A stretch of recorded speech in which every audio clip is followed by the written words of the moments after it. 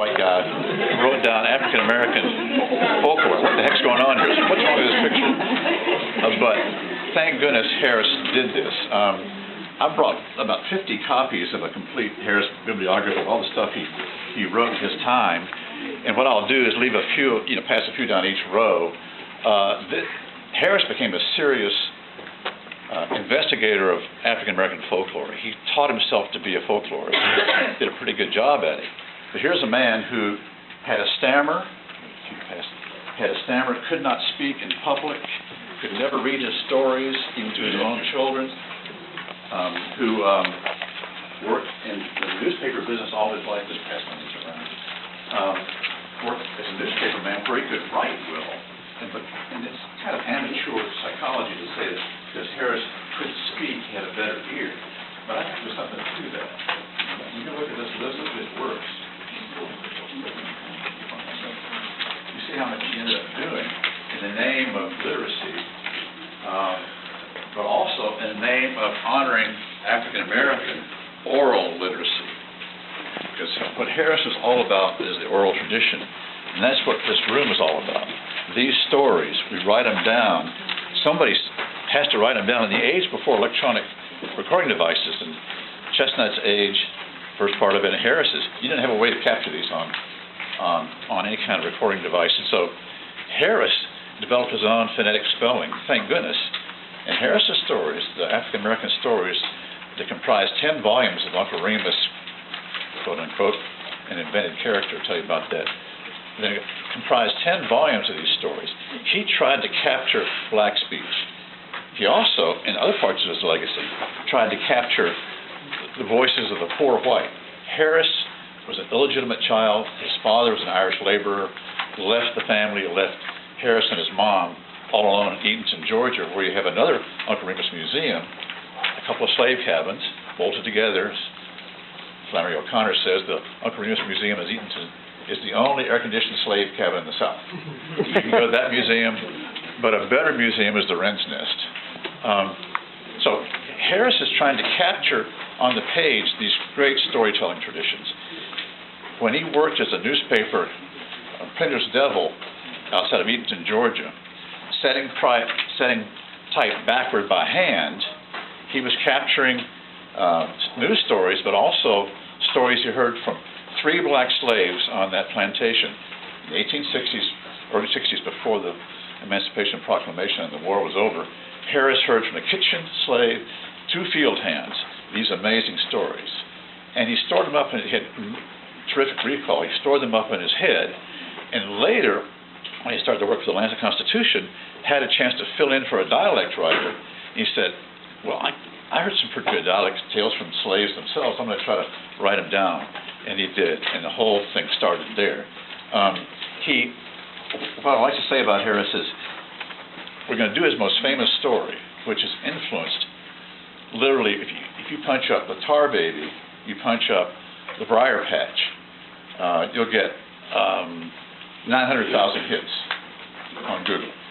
Everybody's picked these metaphors up and used them. And the notion of Uncle Remus, for better or for worse, Uncle Remus is out there.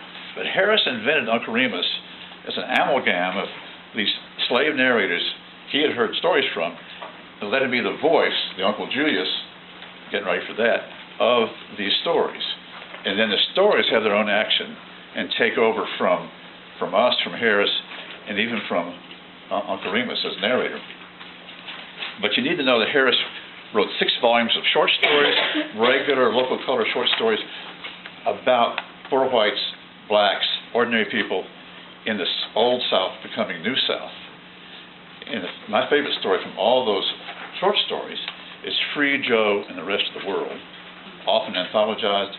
Harris knew a freed black man, lived in Eatonton, lived in a cave because he couldn't find a regular house to live in. And Harris is fascinated by his story and elaborated on that and wrote the Free Joe story about Free Joe freed by his master in 1840. His wife is still a slave on a neighboring plantation. She's locked up, he's free. The poor whites in the neighborhood resent Free Joe because he's a free black man who'll work for less than they will at jobs. So he can't see his wife. who's told about a cruel overseer. He can't work easily and comfortably because everybody's watching him, thinking he's going to start an insurrection because he's a freed black man in the 1840s. And later, the plantation owner sells his wife down the river, and Free Joe never sees him again. And then Spike Calderwood, the owner's dogs, kill Free Joe's little Dan. So he's left with nothing. He used to send Dan to get his wife to come see him, and then Dan would get her, let her go back to the plantation under cover of darkness. She couldn't come back, the dog didn't come back, and Joe fades away and dies. It's a really powerful story based on a lot of truth and Harris's own experiences soaking up stories. What I thought I'd do to get us into Harris's sociology and his understanding of how these stories work and what they mean to generations of readers. I'm going to do the Tar Baby story. I won't fake all the dialect. I'll do the best job I can. I need some molasses to smooth out my throat, or a little corn liquor to relax me through this. But the Tar Baby story is a two-part story. Lots of versions of the Tar Baby story. Harris read some in Lippincott's magazine in the 1870s. Said, I've heard stories like that. Here's the way I heard them. Wrote down his version of the Tar Baby story that he learned from black narrators. Harris used the name Uncle Remus because it was the name of a gardener in Forsyth, right? In Forsyth, Georgia, who was a gardener, a freedman, a gardener, and Harris liked the name Uncle Remus. I guess there was an Uncle Romulus somewhere. If you got Remus, you got Romulus. But the thing is, you named your slaves heroic names. It's so ironic. But here was a gardener who was now free after emancipation, and Harris liked that name. So Remus becomes a storyteller. Okay, the Tar Baby story is intentionally a two-part story, and this is part of the trickster thing we're talking about, Ernestine. We got the black narrator, largely illiterate, not a book-reading narrator, is smarter than we think, always smarter than we think.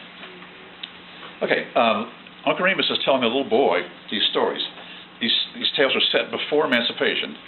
The little boy is the son of the owner of this plantation, where Uncle Remus works as the head of the field hands.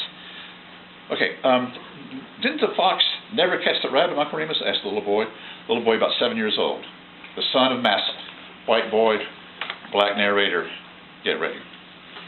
He come mighty nigh, honey, show as you're born. Honey, child, dear, in terms of affection in these stories, and run throughout black folklore. He come mighty nigh, honey, show as you're born.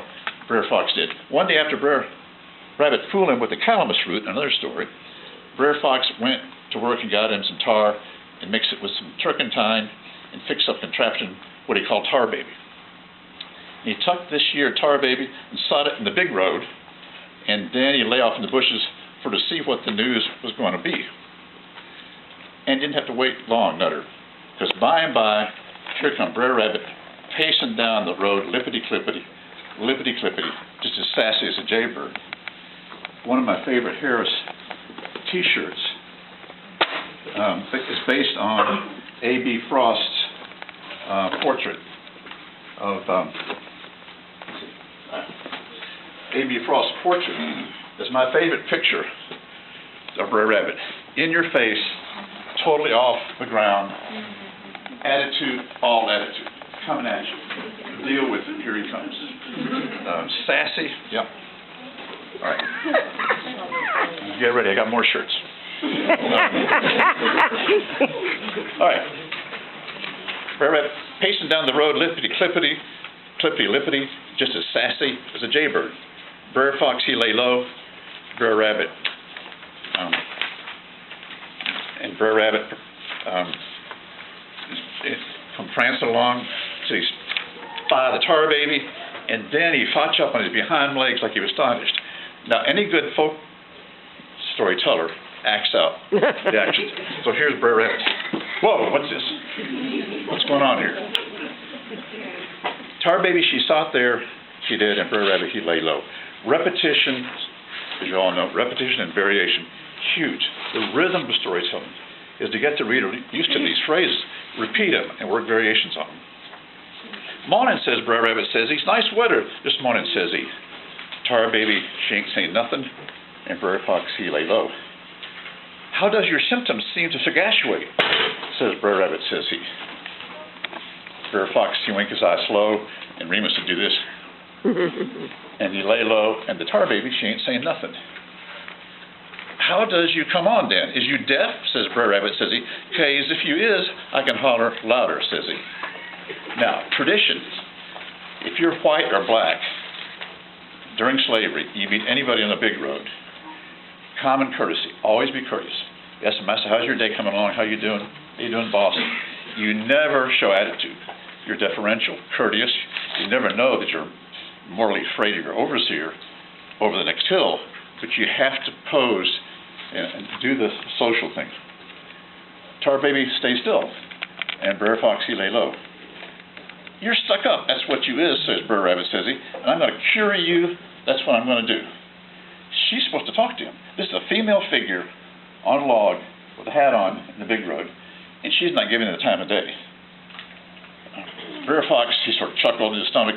He did him, but Tar baby, she ain't saying nothing. "I'm going to learn you how to talk respectable to folks if it's the last act," says Brer Rabbit, says he, "and if you don't take off that hat and tell me howdy, I'm going to bust you right open." Violence, right away. A woman especially is supposed to be courteous to the man who's asking her the time of day and being courteous himself. What is this? Tar baby, she stayed still, and Brer Rabbit, he lay low. Brer Rabbit kept on axing, and Harris gets the spelling, axing her, A-X-I-G, and the tar baby, she kept on saying nothing.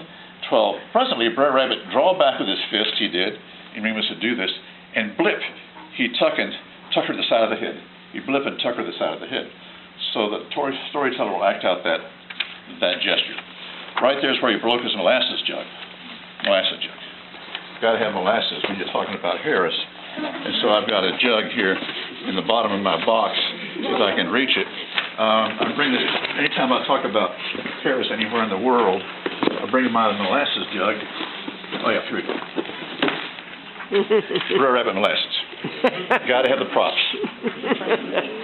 Students, you're paying attention to this, right? Okay. All right. So he draw back with his fist, broke his molasses jug, his fist stuck, and he can't pull loose, and then the fist was held by the tar baby. Tar baby, she stayed still, and Brer Fox, he lay low. Again, you're waiting for something further to happen. Brer Fox laying low, the tension's building. Brer Rabbit's getting physical. "If you don't let me loose, I'll knock you again," says Brer Rabbit, says he. And with that, he fetched and wiped with the other hand, and that stuck. So both fists in the face of the tar baby. Tar baby, she ain't saying nothing. Brer Fox, he lay low. "Turn me loose before I kick the natural stuffing out of you," says Brer Rabbit, says he. But the tar baby, she ain't saying nothing. She just held on, and then Brer Rabbit lost the use of his feet in the same way. Punches and kicks her, sucker kick punch, Then Brer Rabbit squall out that if the tar baby don't turn him loose, all four appendages stuck to her, that he'll butt her crank sided. And then he butted with his head, and his head got stuck. Now, you know the story, but notice the progressive violence and the consequences of this.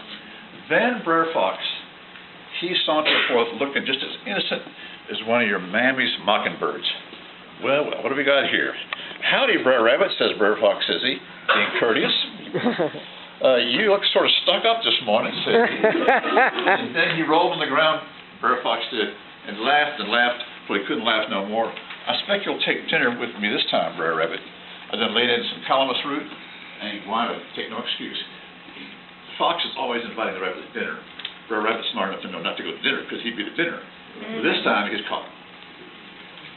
And then the little voice speaks up. Now watch this. Did the fox eat the rabbit?" asked the little boy, to whom the story had been told. "That's all the further the tale goes," replied old Uncle Remus. "He might, and again he might not have. Some say Judge Barrett came along and loosed him. Some say he didn't. I hear Miss Sally, your mother, calling. You better come along." The story stops right there. Brer Rabbit all stuck up. Remus waits several days before he tells the second half of the story. Why would Remus make the boy wait? What kind of predicament has Brer Rabbit gotten himself into? What are the consequences of violence, of rudeness, of physical assault? Internalize the lesson, internalize the lessons. So, as Ernestine knows, the real trickster here is the storyteller, Remus, who's sending a lesson to the white world as well as the black world. What happened when you let violence get out of control? After another story, the boy says several days later, Uncle Remus, wait a minute, did the rabbit ever get loose of the tar baby? And Uncle Remus says, Law, honey, didn't I tell you that? I thought I told you that. Surely I told you about that. I guess I kind of nodded off that night. Old man Nod took over. So he tells the second half of the story. The second half of the story is called How Mr. Rabbit Was Too Smart for Mr. Fox. So these formal titles, and then the story in Remus's English, Black English, Middle Georgia English. The linguists have analyzed Harris's dialect, his transcriptions. He got it as well as anybody could in those days before recording. Okay, I won't go through all of this narrative except to say, watch the layered meanings in this story. And we'll talk a little bit later in the discussion about all the writers who have been drawn to tar baby figures, Toni Morrison, for one reason or another in their fiction. Because what happens when you glom onto something you can't get loose? How do you extricate yourself? So, Brer Fox having a great time bouncing around and celebrating. Oh boy, I'm gonna have Brer Rabbit for dinner finally. And Brer Rabbit, mighty humble now, mighty humble. I don't care what you do with me. Brer Fox says, I'm gonna make a brush fire and I'm gonna barbecue you. And Brer Rabbit says, whatever you want to do with me is okay. It's okay. Just don't fling me in the briar patch, you know what's coming. Anything, just don't fling me in that briar patch. Well, it's too much trouble to build a fire, says Brer Fox. I suspect I better hang you. Hang me just as high as you please, Brer Fox, says Brer Rabbit, says he. But do for the Lord's sake, don't fling me in that briar patch, says he. Ain't got no string, Brer Fox says. I suspect I better drown you. And so you know what's happening next. Drown me as deep as you can, as you please, Brer Fox, but don't fling me in the briar patch. So this goes on. And so, and then it gets even more gruesome. Now listen to this. Skin me, Brer Fox, says Brer Rabbit. Snatch out my eyeballs, tear out my ears by the roots. This sounds like chestnut gum. Cut off my legs, but do please, Brer Fox, don't fling me in the briar patch. What happened to disobedient slaves? Slaves had to run away, hung, eyes gouged out, ears cut off. One of my doctoral students, her grandfather had his eyes burned out because he saw, black graduate student, he saw something he wasn't supposed to see and told about it. This is the 20th century. This is 1930. These brutalities, lynchings, for no real reason, no proof. So here's a coded message toward the end of this story. All the punishments, all the threats the white world used to intimidate the black man.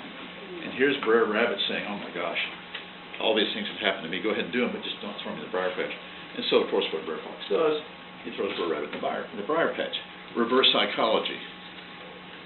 Antony's speech, you know. Brutus, they were all honorable men, I'm sure.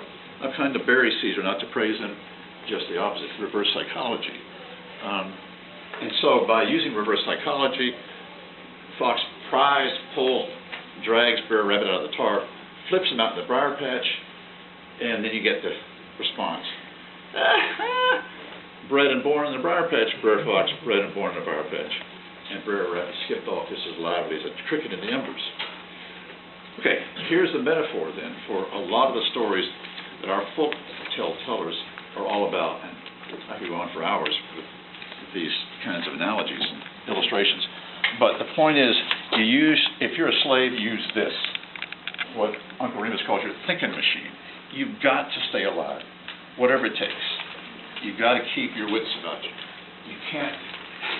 You get out of hand, you punch out the tar baby, and that's metaphor for what happens if you get violent and assault the things that insult you. You're doomed, unless you're smarter than the dumb Brer Fox. In the coded stories, and Harris wrote long introductions to his stories, because he saw that Brer Rabbit was the hero of the slaves, and Brer Terrapin, the lowest least suspected creatures have the power because they use their wits. And the brer wolf, brer fox, brer bear, actually, all represent overseers and masters, and the coded stories. And Harris understood the code. He was fully aware of that. He talks about that in his writings. He saw the allegory, and he was fascinated. Being a poor white boy himself who couldn't speak, but could write and capture stuff down, he knew what it was to be outside, and he knew what it took to survive. And he used his wits and became a writer. You all do the same thing. Become writers. Write it down. Keep writing it down. Harris wrote novels, short stories, tried his hand at other things, studied folklore. In his second collection of stories, and I'll stop and we can go on. His second collection of stories, here's the first, Uncle Remus. In his second collection of stories, Free Joe and the Rest of the World, Harris has 4 black narrators. I'll show you later. 4 black narrators. Uncle Remus, Sis Tempe, the cook in the big house, Tildy, the house girl, and Daddy Jack, a Gullah black. Harris gives you a glossary to Daddy Jack's thick accent and word choices. And in the front of that collection, he gives you the key to understanding what Daddy Jack is saying. Harris wrote down 10 Gullah tales. He tried hard to capture those rhythms too. And he wrote down plantation work songs, plantation hymns. He tried to capture the oral tradition in print for us to enjoy. I think that's enough for now. Okay, thank you.